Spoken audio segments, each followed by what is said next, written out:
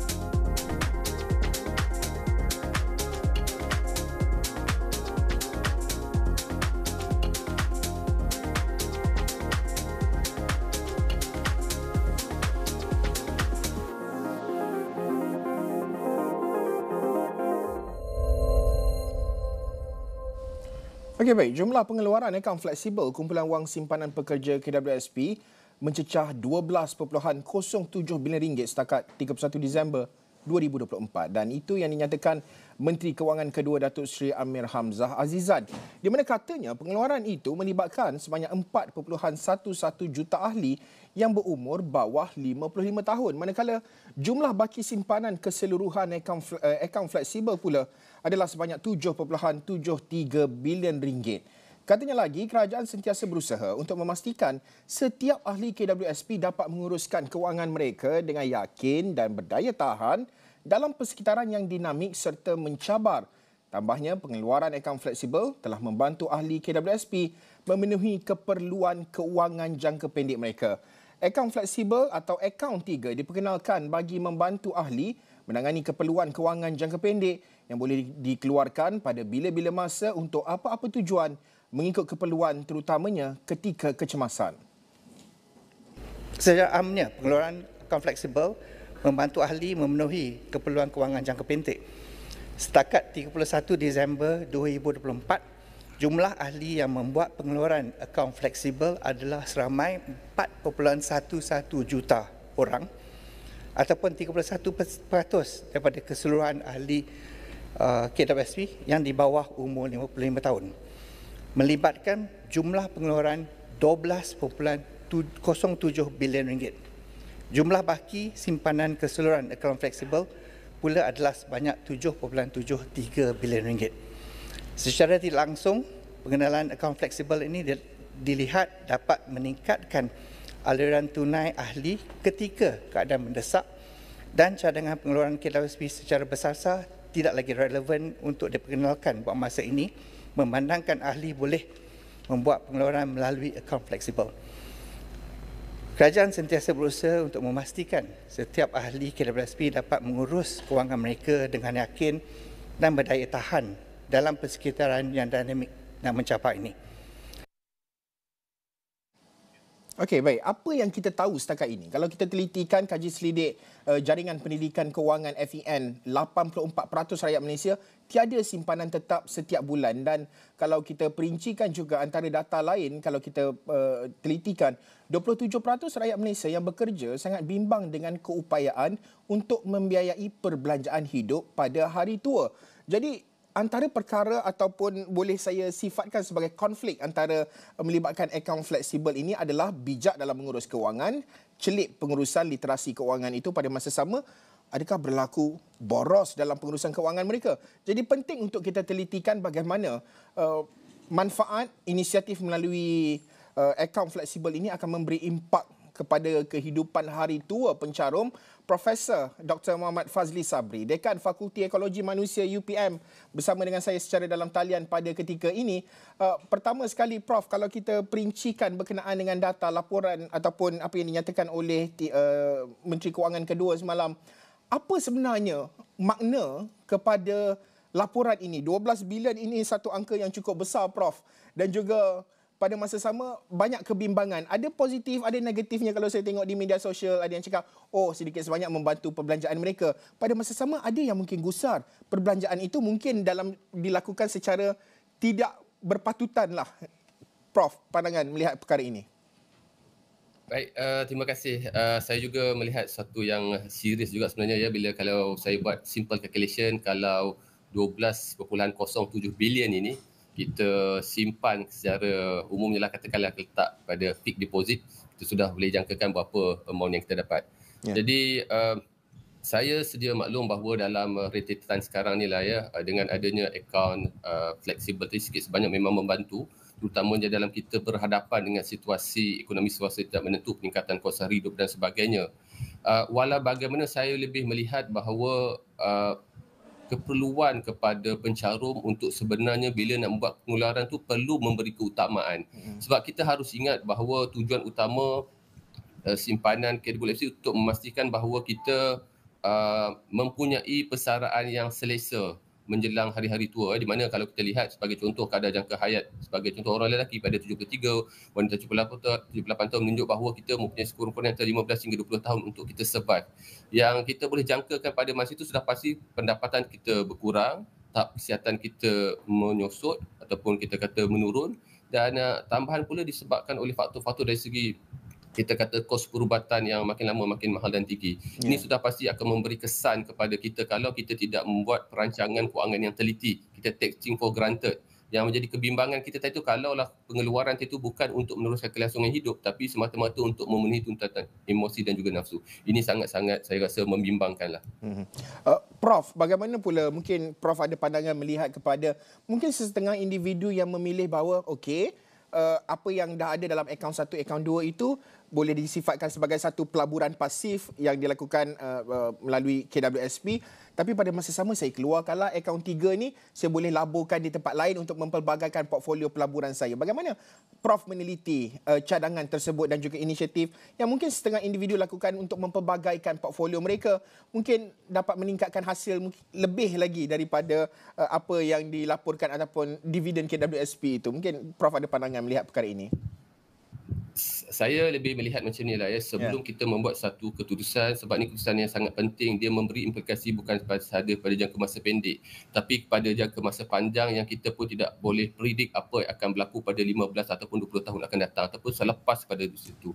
Jadi apa yang saya melihat usaha KWSP sebagai contohnya, dia mewujudkan satu yang dipanggil rangka kerja kecukupan pendapatan untuk persaraan, itu Retirement Income Education Framework. Kalau boleh saya jelaskan sedikit ya. Di sini saja menunjukkan bahawa simpanan asas kita memerlukan sekitar jumlah sebanyak 390,000. Kalaulah kita nak bersara dan kita rasa simpanan mencukupi tu sekitar 650,000, dan kalaulah nak simpan yang lebih selesa tu sehingga about 1.3 million. Jadi sebenarnya kat situ pun kita dah boleh buat calculation, kita sebagai pencarum, kalaulah ini yang berlaku, ini yang dijangkakan dari segi simpanan yang diperlukan. Jadi kat situ kita dapat melihat bahawa adakah kita dapat memberi return. Sebagai contoh tadi kita katakanlah ya, kita buat keluar dalam akaun fleksibel dengan andaian bahawa kita nak invest ataupun melabur di dalam suatu investment portfolio yang ataupun instrumen pelaburan yang kita boleh katakan memberi pulangan yang tinggi sebagai contoh. Tapi kalau kita melihat dari segi dividen KWSP itself, saya rasa it's not bad dalam keadaan sekarang. Berdaya saing, very kompetitif. Jadi saya yang menjadi kerisauan saya, kebimbangan saya tadilah disebabkan oleh excited tadi itu kan, kita cakap kurangnya literasi kewangan, kurangnya pengetahuan pelaburan, terdapat pelbagai bentuk skim-skim yang akhirnya sebenarnya tadi itu menyebabkan kita terlibat dalam skim-skim pelaburan cepat kaya dengan adanya koin tadi itu, kita nak menambahkan simpanan kita untuk pelaburan hari tua. Tapi itu yang berlaku sebaliknya. Sebab apa? Di luar sana tengok ramai orang-orang yang mengambil kesempatan, tambah dalam keadaan pada masa kini disebabkan oleh tadilah ya, peningkatan kos sara hidup, cabaran pada masa sekarang. Ini yang saya risau dan bimbangkan tadi tu. Niat tu baik, tapi kadang-kadang niat tu tadi tu tidak dituruti dengan pengetahuan kemahiran kita tadi tu, kita lebih mudah terikut-ikut dengan orang dan sebagainya. Ya. Akhirnya ia akan memberi satu implikasi yang besar kepada ialah tabungan, terutama dalam untuk simpanan hari tua, usia persaraan nanti. Prof, saya nak bawa perbincangan kita melihat kepada simpanan di hari tua, usia persaraan ini. Ini jelas menjadi cabaran utama. Bagaimana mungkin ada mesej Prof kepada individu di luar sana yang mungkin melihat bahawa sekarang inilah baru bila boleh bawa keluar, kita keluarkanlah. Maksudnya kita guna untuk perbelanjaan. Mungkin ada perbelanjaan yang penting. Mungkin ada mereka yang celik keuangan literasinya itu mungkin lemah. Mungkin ada mesej dan juga nasihat Prof kepada mereka di luar sana yang mungkin merasakan bahawa ini adalah masa sekarang, ini adalah duit saya keluarkanlah. Bagaimana mesej dan juga saranan Prof kepada individu yang mungkin berfikiran begitu pada ketika ini? Saya rasa kita kena ubah kita punya persepsi sikit lah ya. Kita lakukan anjakan minda lah kita katalah ya. Saya kata tidak salah lah kalau kita nak keluarkan tadi because of dari survival kita, kelangsungan hidup kita. Ibaratnya orang cakap antara hidup dan mati, there is no choice. Okey. Tapi kalau lah kita lebih melihat dari segi macam saya cakap untuk memenuhi tuntutan semasa tadi tu, nafsu kita, orang pakai sana pakai sini kita nak gunakan, saya rasa which is not right. Yang lebih penting adalah kita tengok daripada keperluan masa hadapan yang kita tidak boleh jangkakan ya, untuk diri kita, untuk keluarga kita, dan yang paling pentingnya untuk kehidupan kita semasa persaraan. Sebab sekarang kalau kita tahu memang dari segi tahap kesihatan yang paling benar yang mencabar untuk kos rawatan perubatan. Itu tak cerita lagi lah dari segi keperluan-keperluan mendatang. Jadi sebelum kita nak membuat keputusan untuk menggunakan, ialah walaupun kita kata akaun kita nak guna masa sekarang, kita harus berfikiran, kita kata predict untuk keperluan masa depan yang lebih mencabar saya rasa. Dan kita kalau boleh tu kena hati-hati dari segi penggunaan, dan pastikanlah, sebab saya tengok dari segi perancangan tu akronim tu sangat cantik, persaraan persaraan tu masuk dia apa? Perancangan awal yang rapi, ekonomi yang stabil dari segi kewangan. Kalau R tu maksudnya reserve kewangan yang mencukupi, maksudnya simpanan yang mencukupi. Jadi simpanan yang konsisten, aset yang berkembang, rezeki, aman, anugerah, nikmat yang berkekalan. Jadi akronim untuk persaraan itu sangat bagus dan kalau boleh kita terjemahkan dalam kita punya nak memupuk kita punya budaya simpanan kita. Ya. Prof, mungkin berbaki lebih kurang dalam 3 minit perbincangan kita ini. Sudah tentu KWSP berperanan penting dalam nak mendidik dan juga menyedarkan pencarum mereka berkenaan dengan celik kewangan, literasi kewangan. Ya, boleh nak keluarkan duit tetapi pengurusan secara berhemah. Mungkin apa bentuk peranan KWSP? Apa lagi KWSP boleh lakukan dalam nak memastikan bahawa institusi ini ya dari segi side bisnesnya masih lagi mempunyai dana untuk melabur, meningkatkan pulangan dividen kepada pencarum-pencarumnya, tetapi pada masa sama dari segi nilai untuk mewujudkan kesedaran dalam kalangan pencarum itu, dari segi pengurusan kewangan yang bijak dan juga peranan-peranan yang perlu dimainkan oleh KWSP, Prof. Alright, baik. Sebenarnya saya nak ucapkan tahniah syabas KWSP memang bekerja keras lah ya untuk terus memupuk dan memberi kesedaran. Saya tak nafikan, kita tak nafikan, mungkin ada beberapa cadangan. Yang pertama, saya tengok dari segi tagline, orang kita ni suka pada tagline. Mungkin kita boleh perkenalkan dari segi tagline sebagai contohnya persaraan bahagia, tenang, sejahtera. Saya tengok boleh kita simpan sekarang, bahagia selamanya. Dan kalau kita tengok kumpulan wang simpanan pekerja ataupun wang setengah tu, orang katakan wang bakjok, katakan kumpul wang sebelum, semasa, selepas pencen. Itu pun betul.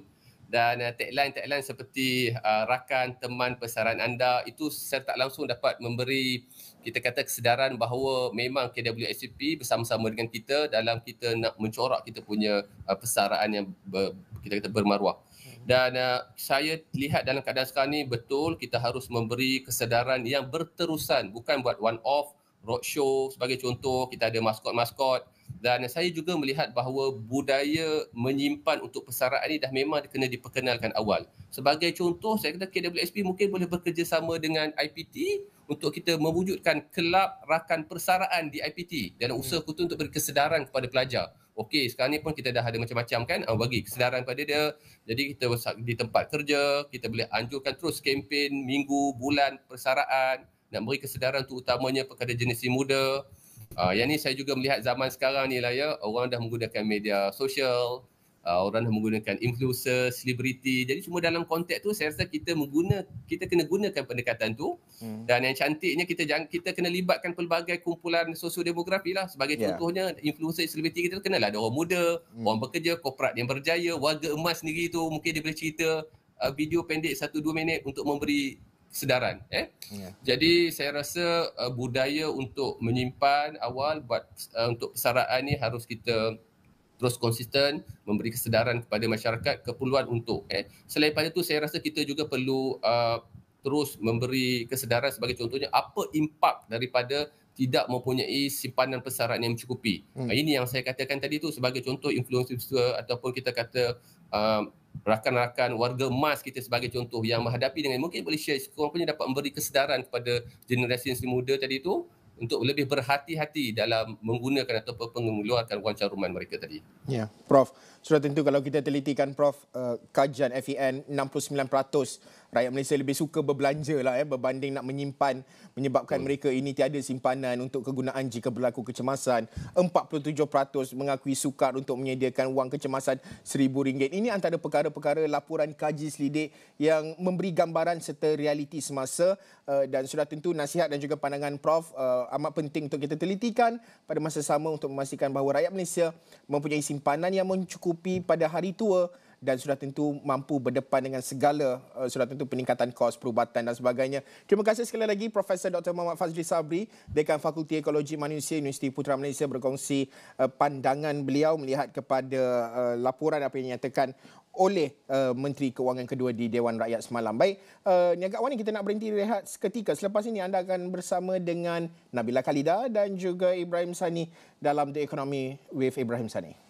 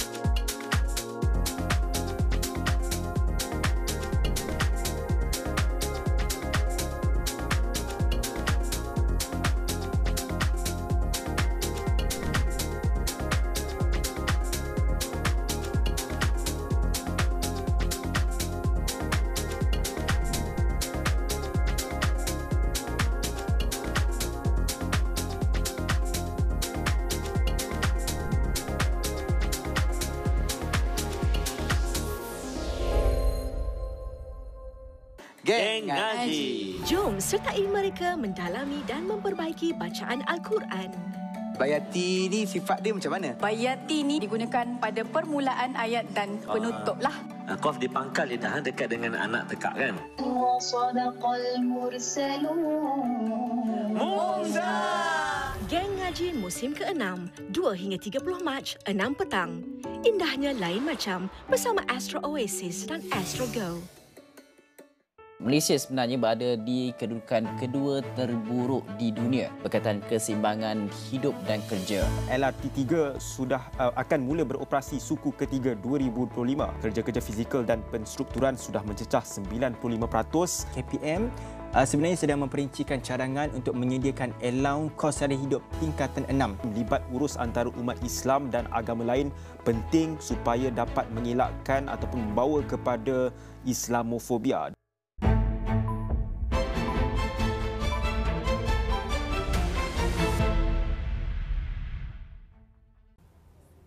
Alright, thank you for tuning into Niaga AWANI. Right now, I'm at the National Mobility Conference NMC 2025 in One World Hotel, Petaling Jaya, and to celebrate the nationwide launch of the new and improved Shell Fuel Saver Diesel. And to join and to speak further on this, we have the Right Authority joining me right now at the event, which is Xiao Limi, the General Manager Mobility for Shell Malaysia. How are you?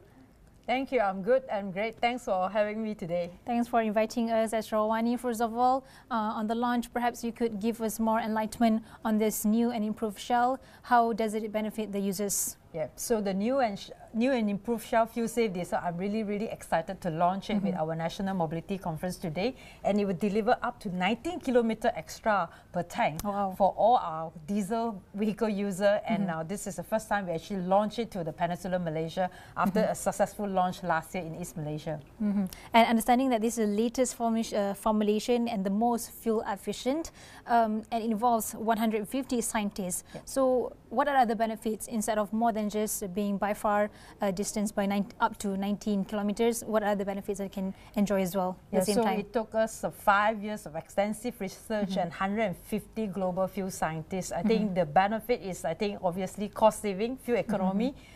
19 kilometer longer per tank is not just a number. It gives more fuel efficiency, about 2%. And even for the B2B customer, we're talking about 3.75% of fuel economy. So it benefits cost saving and also total cost of ownership for our business partner as well. I mean, this is a new formulation and new initiatives by Shell as well. But I understand that we are moving towards the net zero carbon emissions towards 2050. So how are you balancing towards these two initiatives at the same time? Yeah, Shell's strategy is about powering progress. We aim to provide mobility solution for all our customers, whether it's a EV driver or whether it's gasoline vehicles driver or diesel vehicle drivers.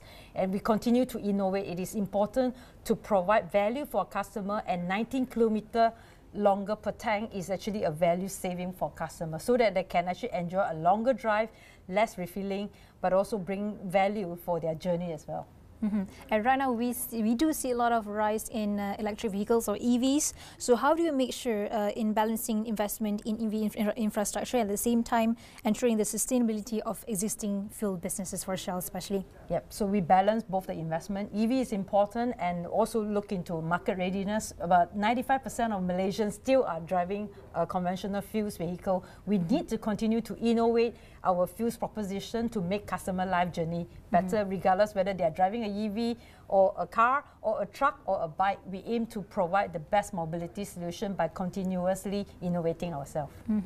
And besides that, we have this concern on leveraging these digital infrastructures and also the technological advancements. For example, we have AI, artificial intelligence, IoT, Internet of Things, also in fintech integrations as well. So how does Shell Malaysia especially use these integrations to actually enhance customer experience, one, and also operational efficiency? Yeah, so I think we talk about innovation and digitalization. We came for a long way. We actually recently just upgraded all our entire site system to enable us to do more digital and enhance customer journey. We launched our Shell app, which actually now, if you use a Shell app, you actually get to enjoy more benefit while you come to Shell station. And with that app also, we have a new feature that actually make the filling experience seamless by using the biometrics. So we continue to add more offers and innovate through our Shell app, and so that customers come more often to the Shell station to enjoy not just the fuels product innovation and also convenience retailing that we actually provide to the customer. And with this new and improved Shell Fuel Safe Diesel is actually in line also help to navigate changes like the rationalization of subsidies, fuel subsidy especially, and in the future we have perhaps for RON 95 as well. But for that, to navigate the changes, how does Shell anticipate the shifts in consumer behavior and what steps it is taking to maintain affordability and also efficiency? Yeah, we will definitely work with government to ensure a seamless transition when fuels targeted subsidy go live, whether it's diesel last year and also 95. I think the launch of 95 in 2023 is enabled to provide benefit to actually help consumer on the road to lower the cost of living by providing a better mileage product on the road. And I think that innovation is very important, and today is about Shell Fuel Safe Diesel. We continue to actually provide that same benefit of cost saving by providing 19 kilometer extra longer per tank for our diesel users. So we complete both gasoline and diesel vehicle user so that when the targeted subsidy go live, they are ready to also enjoy a product that is providing them saving in their day-to-day cost of living. So can we anticipate or expect Shell new and improved Shell Fuel Safe for RON 95 and 97 as well? 95 has already actually gone live in 2023, and today is diesel. So we have actually complete fuel efficient Shell Fuel Safe portfolio for Malaysia. Amazing. All right, last question perhaps. Malaysia has one of the highest car ownership rates in ASEAN. So how is Shell adapting its fuel and also service offerings to cater to evolving customer needs and also affordability concerns in the long term perhaps? Yeah, so beyond the, I think, cost-effective fuels that we brought today in today's launch, and also continues to look into how to enhance the customer life journey better. I think convenience retailing is one of our focus, how customers feel welcome coming to our station, not just the look and feel, how clean our toilet, and also how welcoming is our staff. I want to ensure that our product offer, whether it's Shell Cafe, whether it's Shell Select offers, is actually continue to improve and continue to innovate to excite customer. So when can we actually get this Shell Fuel Safe, or is it in the market already? Yes, already in the market, the Shell Fuel Safe proposition. All right, amazing. So thank you so much to Sir Lee Ming, General Manager Mobility of Shell Malaysia. Thank you for your time, thank you for your insight. And to all diesel users out there, don't forget to get this new and improved Shell Fuel Safe diesel at all Shell outlets, I believe. And also, you will get up to 19 kilometers more per tank for better by far journeys on the road. And that's all for now. You can get this whole conversation on all of our social media platforms, and that includes AWANI.com. Thank you so much.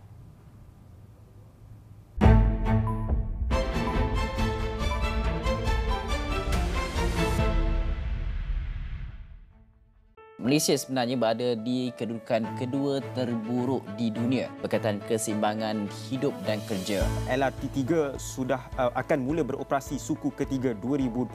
Kerja-kerja fizikal dan penstrukturan sudah mencecah 95%. KPM sebenarnya sedang memperincikan cadangan untuk menyediakan allowance kos sara hidup tingkatan 6. Libat urus antara umat Islam dan agama lain penting supaya dapat mengelakkan ataupun membawa kepada Islamofobia. Ramadan tiba. Ramadan bulan penuh rahmat dan maghfirah. Marhaban ya Ramadan. Hiasi sahur anda. Dengarkan alunan bacaan Al-Quran yang menggetarkan jiwa. Bual bicara santai yang membuka minda. Memang orang ingin hadiahkan ibadah Nora semua kepada arwah bapa Nora masa tu. Yang kita struggle ni itu adalah istiqomahnya. Nabi ajar kalau nak minta syurga Firdaus. Drama penuh emosi sebagai panduan dan pengajaran. Umi sayang sasal ke Umar. Umi dah ajar Umar mengaji, solat. Pengambaraan mengelami sejarah dan keunikan budaya Islam di serata dunia. The purpose of salah is not to really annoy you, it's to cleanse you. It's not about the journey, tapi it's the destination. Indahnya lain macam bersama Astro Oasis dan Astro Go. Salam Ramadan Al-Mubarak. Asia tumpuan utama dunia Dengan ekonomi yang semakin rancak, pembangunan lestari dan tenaga boleh diperbaharui, apakah pula impak kecerdasan buatan AI dalam perkembangan teknologi dan masa depan pekerjaan? Kami mendalami setiap berita dan cerita. Saksikan diskusi, dialog dan laporan khas di Agenda Awani Asia bersama koresponden khas kami setiap Sabtu 9 malam di semua platform Astro Awani.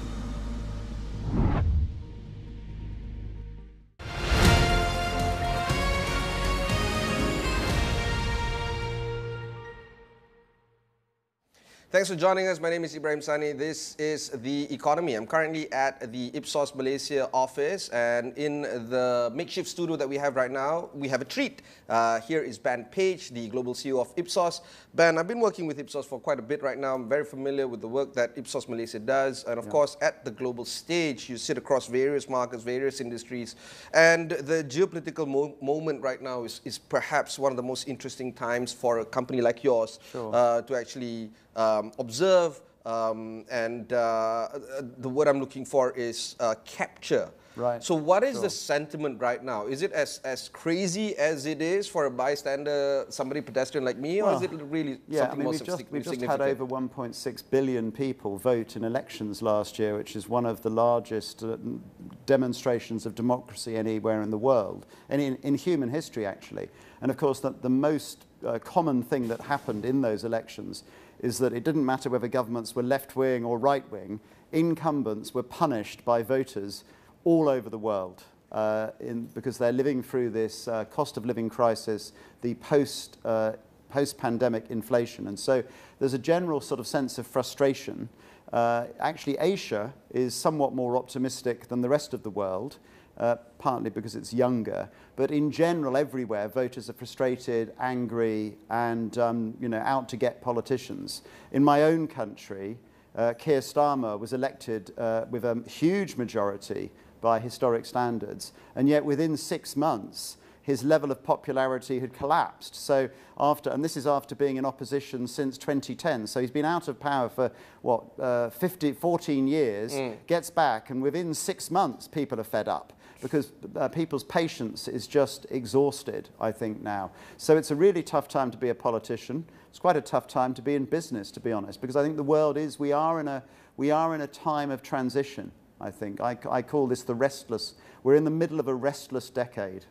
But of course, many of the politicians tend to make outlandish promises to get into office, and it's obvious that most of the politicians, once into office, they tend to backtrack.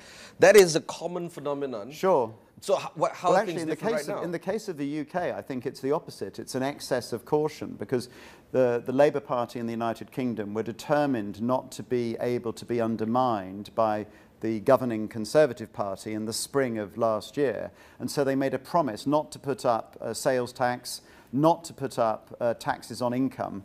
And as a result, they boxed themselves in. So they then get elected and find out, oh God, what are we going to do? And so they've had to make some relatively unpopular choices. I think their strategy is to take the pain early on and hope that people will recognise that they've got growth and the economy is growing. They feel better off in 5 years' time. They do have until 2029 to have another election. So we'll see. And a week is a long time in politics, as they say. So, but overall, yes, they make promises, they break them, and that's part of the. But I think who would want to be a politician? The choices are tough. The thing about politicians, we all criticise them. And of course, I look at their reputation all over the world, and they are one of the least trustworthy professions in virtually any country. But at the same time, I can tell you that in Malaysia, United States, Japan, Britain, France, you name it, if there was a simple and easy solution to the problems facing a country, any politician of any colour would do it immediately. Of course. And often, I think, it's voters not accepting that there are hard choices to be made.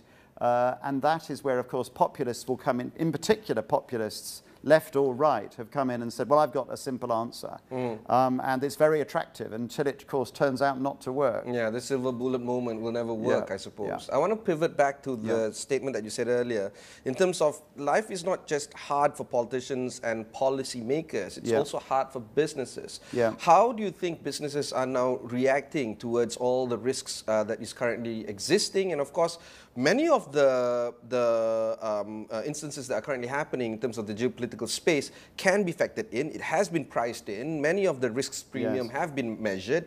Are businesses reacting well, knowing that it will be hard anyway? But have they factored that in? I think obviously it varies hugely by sector and region. And actually, public trust in business, interestingly, globally, has actually been rising since the global financial crisis. But I think for businesses themselves, it's just the pressure particularly for public companies, and I speak as a public company CEO, you know, this need to balance the short term and long term, to make those investments that may not pay off immediately, to balance your portfolio and your geopolitical risk. All of those things are probably trickier than you know, at any time in the past, because of how quickly technology accelerates. I mean, in our own company, we're 20,000 people around the world. 13,000 of them are now certified in using AI on a platform that we have internally that didn't exist 18 months ago. Of course. I mean, when I did my last business plan in 2022, we talked about analytics and algorithms. We didn't talk about generative AI because that AI really only launched in the autumn of 2022, these general large language models. So just that speed of transition that we're now seeing, I think does make it difficult. And it will be, but I still think it will be people who have a long-term view, are able to take a long-term view, well-run companies, of course, as well, and make those difficult decisions will probably be okay. But it is tough. I mean, the tenure of chief executives, I think, is, you know, averaging sort of 3 to 5 years. Exactly. I mean, you don't have long to reap the benefits or rewards of anything that you're doing. But much can be said about the politics as well. Absolutely. We don't see politicians having a 2-term, 3-term moment. No, that's that's absolutely right. I mean, again, fascinating in America to see Joe Biden get kicked out after 2. Normally, you get 2 terms. Donald Trump is only the second time in history that somebody gets kicked out and then comes back for a second term, but after another party has been in charge for a while. So generally, you know, there's just less and less, I suppose, less and less goodwill is the way I would describe it, whether you're in politics or business. And that's tough. Let's talk and about... there's more scrutiny. No, absolutely. So, for instance, and support for some strange policies or policies that we haven't seen before. For instance, the tariff hike that will impact how Canada and Mexico, for instance, are looking into doing business with America, China as well. Maybe we can talk to the effect of the Global South development. Do you feel that the Global South resurgence is going to take place right now? Well, I mean, it's where all the people are. I mean, we're sitting in this, if you look at the map of where all the people are when the middle classes are emerging, of course, it is in Asia. The world, the economic center of the world is moving away from the West to the Global South, towards Asia. And navigating that, and this move from the world of the late 20th century, the unipolar world dominated by Washington, to a much more complex world. I think countries like Malaysia you know, can be friends with a lot of people and probably need to be. Yes, I think overall, in the end, demography in a sense is destiny. The interesting thing is in the last decade or so, it started to become evident that this massive population surge that benefited Asia with lots of new workers coming into expanded manufacturing, of course, is now starting to peter out. I think the population of this country has now been in decline, you know, birth rate's been in decline since 2007. And so the question is, do we get old before we get rich? China, of course, the country is already shrinking. So it's a really interesting time. I mean, the answer is nobody knows what the end result is. I think the interesting thing on the birth rate, though, is that ultimately it is partly about economics, but it's also about culture. Women want to be able to self-actualize. They want to have careers. They want freedom. And even if you say, I'm going to pay for a creche and a flat, if you're looking after young children, you're still not quote-unquote free. So it's a really interesting time. But yes, overall, I mean, we should remember this, actually, when we're looking at the challenges the world faces. I mean, just look at, here we are surrounded by buildings that weren't here 20 years ago. The level of growth, the number of millions of people who've been lifted out of poverty, overall, the arc of progress is still there. It's just that we're sort of frustrated, and we want what's, you know, human beings always want more. And sometimes we should perhaps stop and just look back at where we've come from. There's a lot of pivots that I want to take from that particular statement. Number one, let's talk about inequality with women in the workforce, how women is not being measured in terms of doing work at home. House husbands are now on the rise, especially in Malaysia, because women, the spouse is and they doing they a lot earn, they often perform better in higher education, Absolutely. which is something we see all over the world. Where do you feel the level of inequity and inequality when it comes to women in the workforce, and what do you think of Malaysia right now? Well, I'm not familiar with the detailed stats on Malaysia, so I'll rely on you for those, Ibrahim. But what I would say is that you can see all over the world women recognising and being less accepting of inequality at work, the gender pay gap. I mean, we're making progress on reducing it, I think, but only, it needs, what gets measured gets done. It needs more attention. So in some of the markets we're in, we publish the gender pay gap. By law, you're required to. And I think that sort of thing is really helpful. I'm not sure that happens in Malaysia.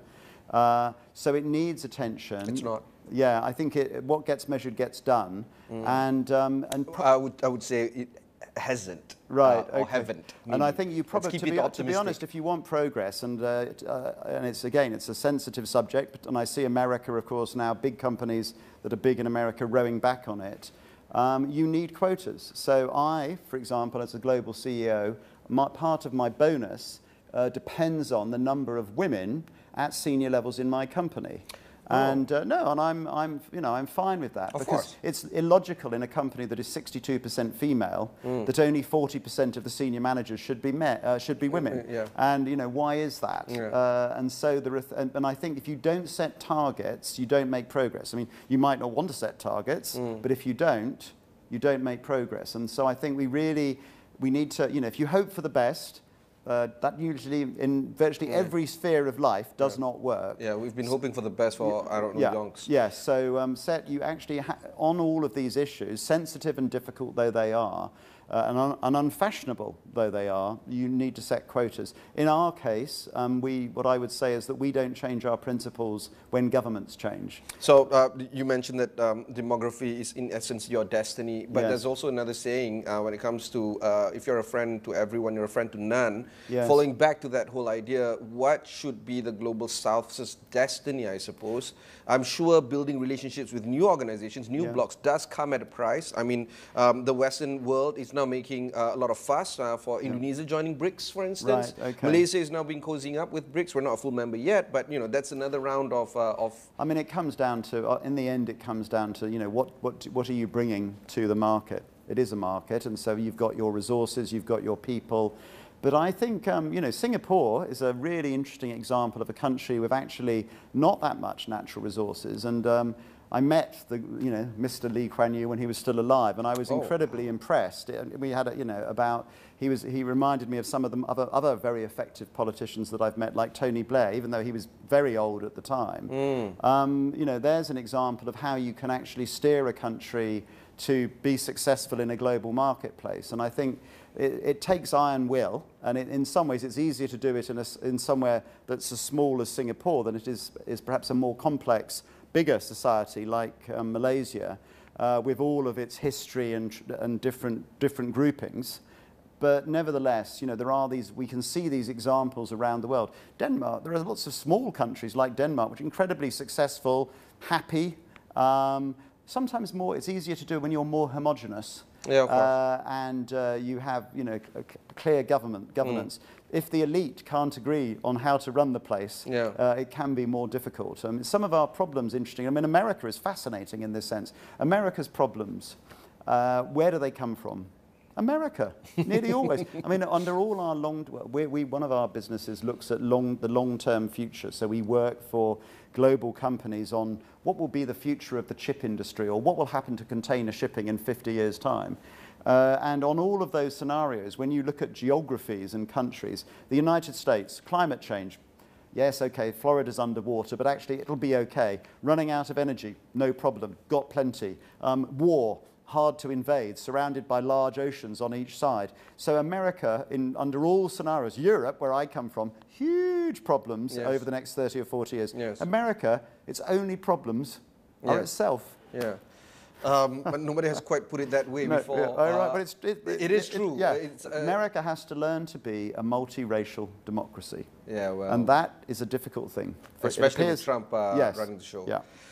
Let's help our viewers right now. Yeah. Many of them are policymakers. Of course, most of them are senior executives, perhaps even business owners themselves are watching this conversation with us right now or listening to this conversation right now on podcast. Let's talk about some solutioning, I suppose. Okay. Do you feel that if we really truly embrace, say for instance, tools like artificial intelligence in policymaking, that would actually move the needle in terms of finding solutions? I'm not sure if AI itself is going to tell you the answer. It's usually about the combination of human intelligence and AI. I see AI as more about giving you the ability to process very large amounts of information infinitely quicker than just a few years ago to get productivity gains.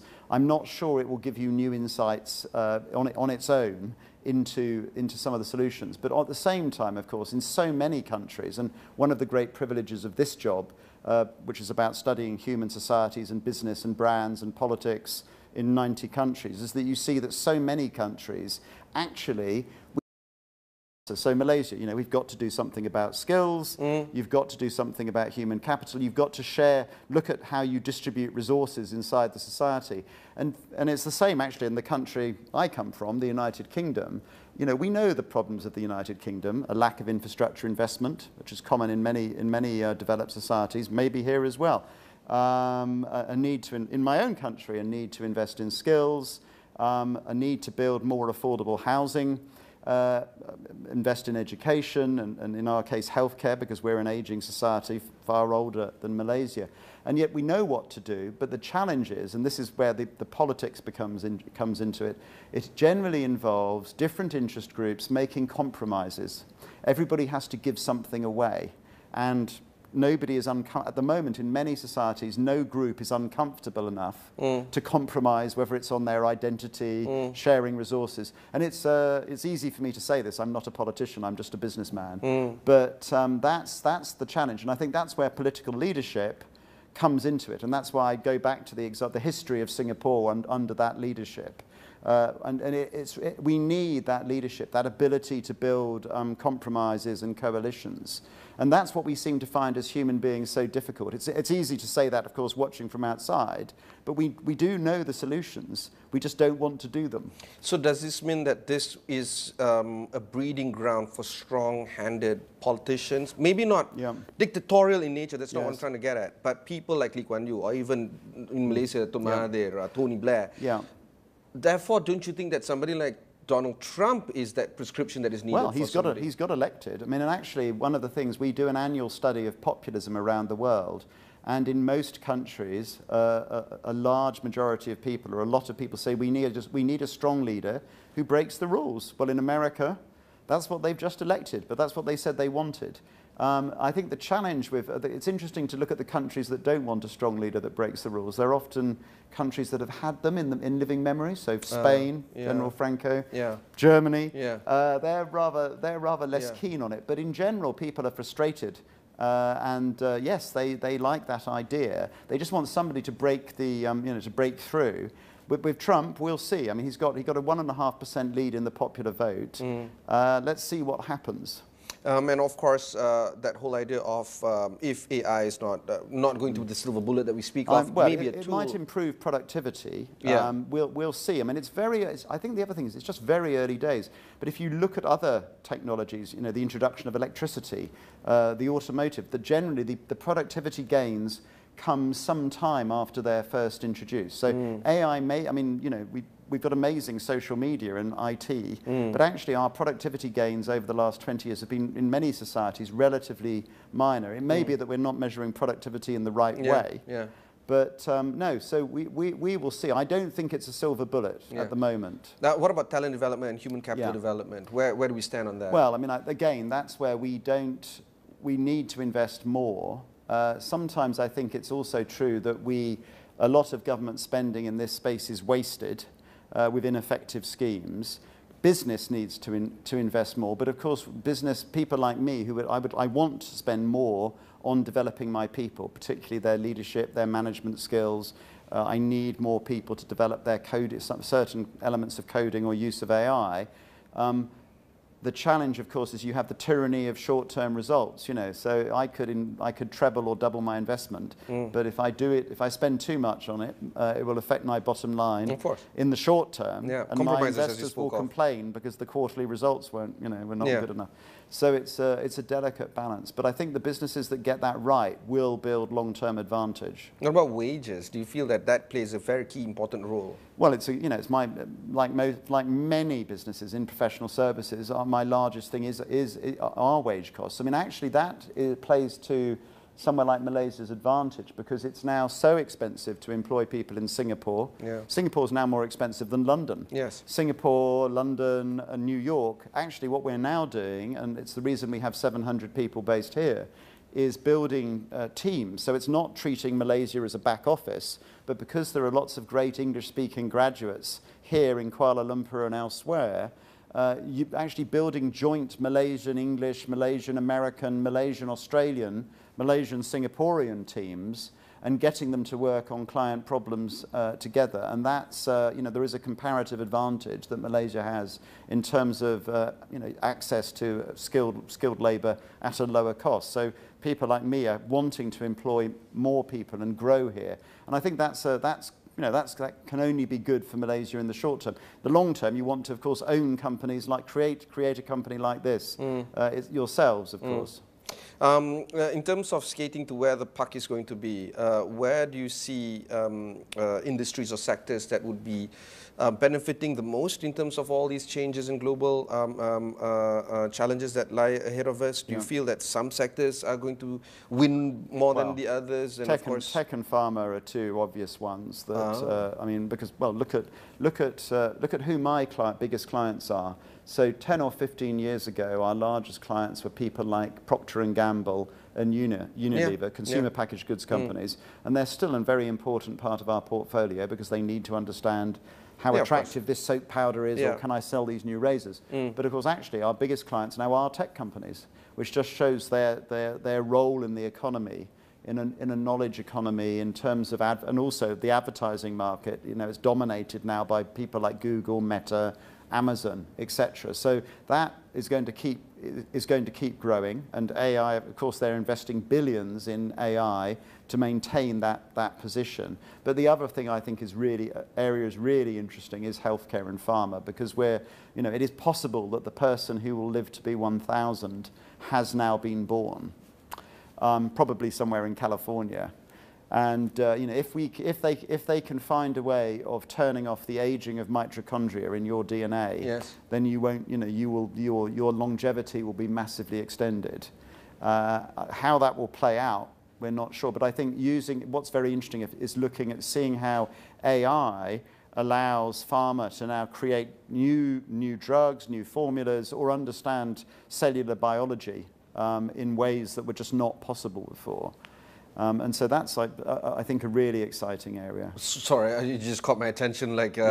So what does that mean? What are they looking for from somebody like a company like yourself? Well, all we're doing, of course, is understanding what humans think about things, and helping people make decisions about making their advertising more effective, or they will be the work we do for pharma companies is about understanding about how do patients take drugs, why do they not take the drugs in the way that they're told to, or the way the doctor, the clinicians say that they should, attitudes of pharmacists to prescribing and that type of thing. I'm not a scientist, I'm an opinion pollster in that sense, but I'm using that as an example of an area of an economy that's likely to grow, and I can just see this. The other thing is robotics. The cost of a humanoid robot equipped with AI is falling very, very rapidly, and that's again that has huge potential. I mean, some of it's worrying. Well, it depends, but it shows that business is going to need to invest more capital, and that, I think, is a challenge for some businesses. If you don't have, but cheap capital is in Asia. Yes, you've got it, but there's an interesting question about whether it will become.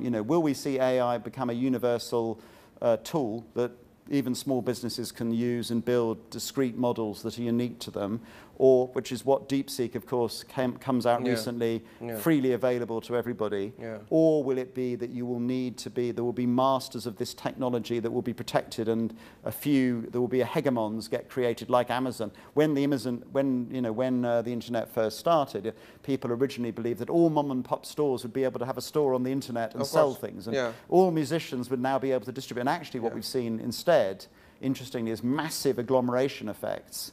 Where there is only one Amazon in many markets, and they've wiped out everybody else. There's only one music service, one or two music services. And actually, for the artist, everybody listens to Beyonce, and all these other artists are struggling. Kendrick Lamar right now. Yeah.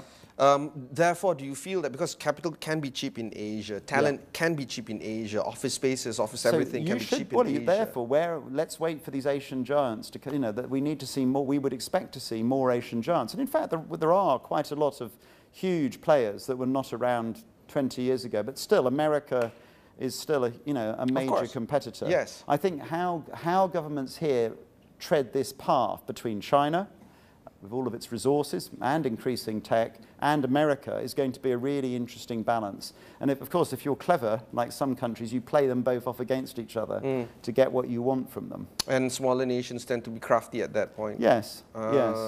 All right, okay. Distilling this conversation to just one or two few views, is 2025 an interesting year as compared to the years before? Do you feel that should businesses lie and wait? And for those young aspirants of us watching right now, is politics a career path that they should think about? I think there's always certain people attracted to politics. It's become more and more of a specialist field. In years gone by, people were business people and later went into politics. These days, to be really effective in politics, you almost have to be born into it, because like broadcasting, it has a set of particular skills. And business people who think they can just go into politics and it will be easy, in many countries, come rapidly unstuck. It's always a disaster in Britain, because they suddenly say something interesting, and then the media descend on them. It would be fine if it's in the business space or commercial space. Well, even in business, you have to be pretty careful about what you say or don't say. That was your last question, but what was the question before? It's 2025. I mean, I think basically uncertainty is the new normal. I mean, I'm a man who looks, I remember in the period before the global financial crisis in 2008, I was starting to travel around the world. I was doing well in my career. It seemed pretty hard and busy. And then, of course, 2008 happened, and I was like, oh God, weren't those days so good back in 2005, 2004, etc. So, it's always, the times are always tough and challenging, but I do think there does seem to be more uncertainty. That means building resilience. I think one thing that business can do is to make some space in your schedules for thinking about what if.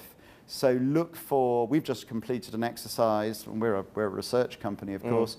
We've looked at what our industry might be like in 2035, because as William Gibson, the futurist, says, the future is already here. It's just not evenly distributed. So and that's very impactful for our thinking about where we need to invest.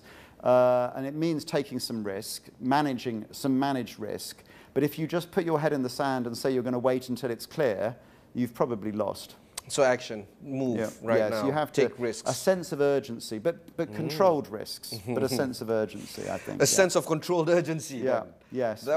Festina lente. I did Festina lente, as Augustus Caesar used to say. Hurry slowly. Yes.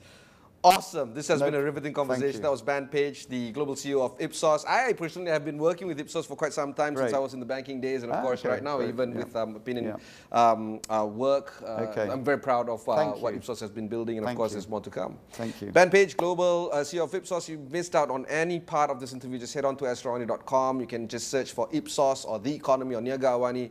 Those are the keywords that you can actually search for on our website. Until then, thanks very much for watching. Catch you in the next one.